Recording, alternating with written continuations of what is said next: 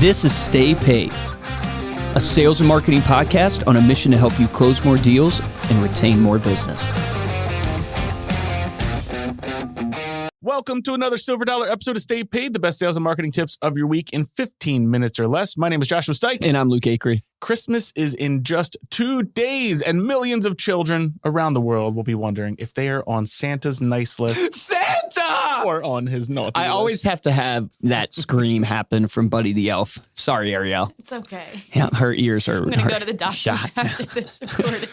But what about your clients? If you had to take a real hard look at your clients, are you confident that you are on their nice list? So today we're going to go over 6 ways to make sure you're on your client's nice list and how to stay off their naughty list. You naughty people. It does feel a little weird, like naughty list. Like you're naughty. I don't know. We'll skip right over that real quick. But here we go. Luke and I each pulled 3 different ways that can put you on your client's naughty list. The first one that I'll bring up is not keeping your promises. So breaking promises in business is the #1 trust destroyer in a business relationship. One of the ways that you can really focus on from a tangible perspective here when it comes to not breaking your promises, obviously, #1, if you make a promise, keep the promise. But #2, one of the things that people overlook a lot is don't oversell what you can do, right? Make sure that you're not necessarily underselling, but make sure that you're at least over-delivering and setting yourself up in a situation where you can over-deliver. I can't tell you the number of times where I've been working with a potential vendor or working with someone, like even here at ReminderMedia, wanting to use their services. I get this list of how everything that their software is going to do for us, how easy it's going to be. And then I get in there and I'm like, wait a minute, this was nothing like you promised. This is too hard to use. This doesn't have the features that you promised up front. So make sure that you're conscious of that, because you will ultimately, you might get more in the top of the funnel, but you're going to lose them and you're going to hurt your reputation in the long run. A good example of this would be taking a listing and accepting the price that you know it can't sell for.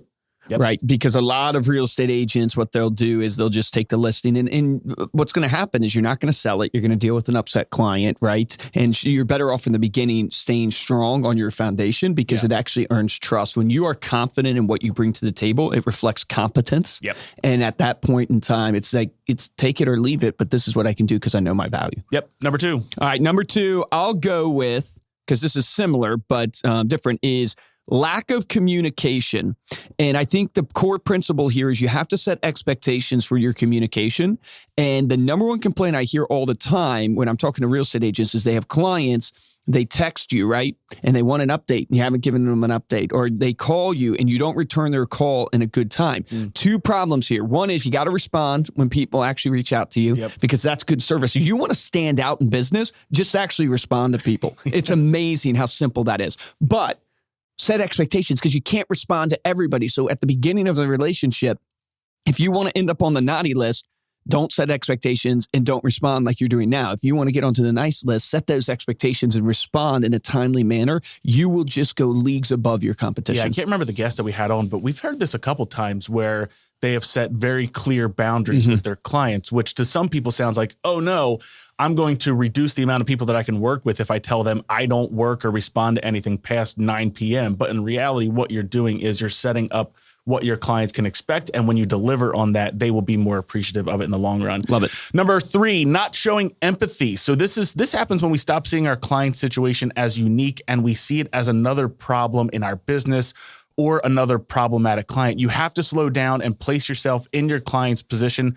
to understand the problem. One of the ways you can do this is to listen actively, repeat experiences back to them, and ask more questions to gain a better understanding. Use statements like, I understand this was difficult for you. I can't imagine how it feels, but I would like to listen.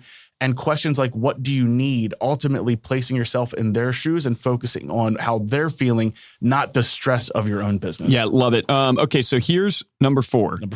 #4 is valuing the transaction over the relationship. So shout out to Ricky Carruth. If you go back and watch those episodes, his slogan is relationships over transactions. It's valuing the sell, getting commission breath, valuing the commission, the transaction you're going after more than the relationship. What's an example of this?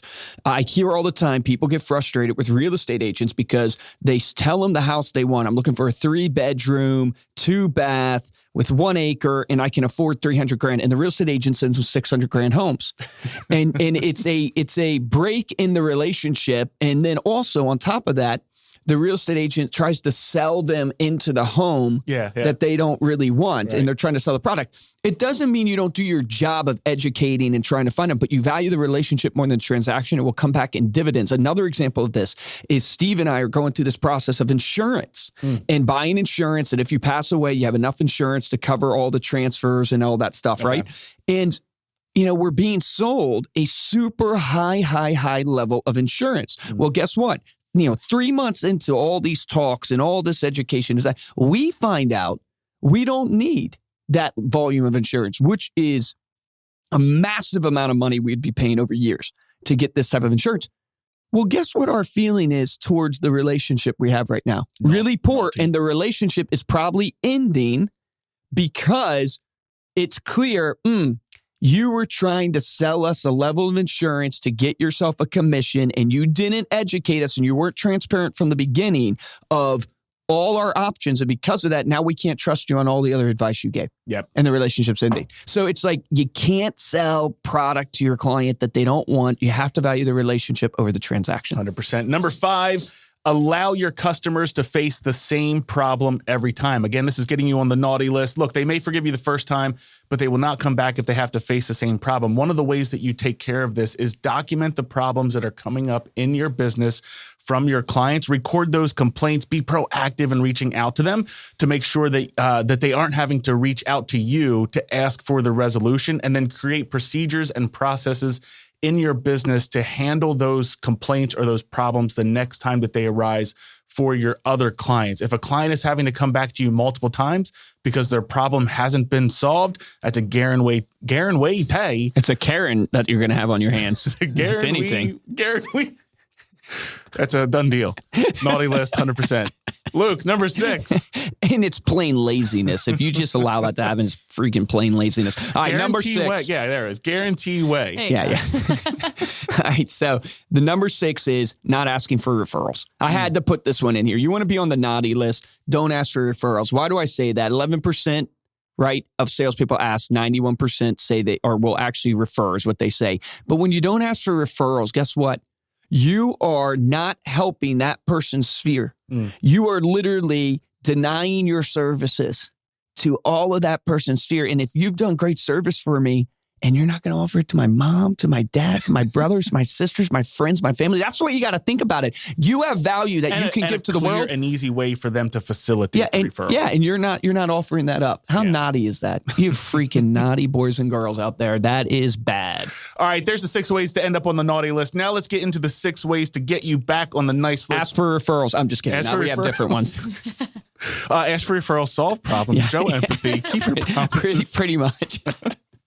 Number 1 that I've got here is say thank you. This is so simple, but showing follow up with a handwritten note within 48 hours. Make sure that you're thanking your clients, that you're not just taking that transaction for granted. I'll give you a study that I looked up that I thought was super interesting from the power of a thank you. So this was something where they took movie reviews, right? They were written by a movie reviewer. So it's kind of a, it's a not necessarily disconnected case, but they basically took one that had some corrections made on it by a previous participant, and the movie reviewer wrote back, "Thank you for your help," right? Then they took another sheet that had corrections on it and gave that to a different set of participants, but they didn't have like a thank you note from the reviewer. The group of participants that had the one with the thank you note from the reviewer went out of their way to try and offer more suggestions and be more helpful on their review than the group that didn't have the thank you note. And when surveyed afterwards, the group with the thank you note said that they would be more likely to be friends with that person. So I know that's like a disconnected example, but I thought the study was so powerful. Yeah, it's so powerful. From just the subtle way that a thank you can go so far. So make sure that you are saying thank you in your business, and then follow up with that handwritten note. As a matter of fact, it even has health benefits for yourself. Showing gratitude improves mental and physical health, increases people's ability to empathize, and fosters high esteem. It's so true. And I think there's studies done that you'll actually get tipped more if you, as a server or whatever, write a thank you notes, right? Or thank you on the receipt. I will tell you this, right? There's a restaurant by my house that Megan and I go to all the time. And one time we went in there and we had phenomenal service from this waitress. So I wrote a nice little note basically saying on the receipt, saying, basically, you're phenomenal. This was fantastic, and gave her a nice tip. And every time we go in there now, when she's in there, her attitude to us, completely different. In a great way, right? Sense. Like she remembers us, she talks to us all the time, and obviously it made her feel good, and it transfers now in reciprocity again and again and again. So if you go to a restaurant all the time, do that. All right, here's my getting on the nice list. Offer connections do work for your client after the deal is solidified. After you've gotten the commission check, after it's all said and done and they think it's over, now's your time to shine. You want to go above expectations. Offer connections do work for them after the deal. So what's an example of this? So if you're a real estate agent right now, you sell someone a home. One of the main things people do to their home after they move in is they upgrade it. So imagine you being the one that sources out to the contractors, gets them a trusted contractor, schedules it for them. It could be a landscaper. It could be an electrician. It could be a plumber. You do all that work for nothing. Yeah. You just offer it to them. You do it, you schedule it, and not just offering your Rolodex, right? It's one thing to go, I got Josh Dyke, a nice contractor. Yeah. You literally schedule when they come to the house. You take care of all that for them. Yeah. Oh my gosh. They will rave about that concierge, that white glove service, you will have clients for life. All right, number 3 for me is to send gifts. Now, we just did a whole episode on this last week, but the power of gift giving is exponential when it comes to the norm of reciprocity, right? This reciprocity effect that people are more willing to do something nice for you, which is those referrals that you talked about before, if you've done something nice for them. It also builds trust, likability, and ultimately loyalty with your client. So you can go back and listen to the full episode if you haven't yet. That's episode 308. But when you're looking at how much to spend on your gifts, just think about it this way. Invest 1% of the annual lifetime value that client brought to you back into that relationships, and you will see that come back to you in multiple fold. Love it. All right, I'm going to go with this one for my next one, which is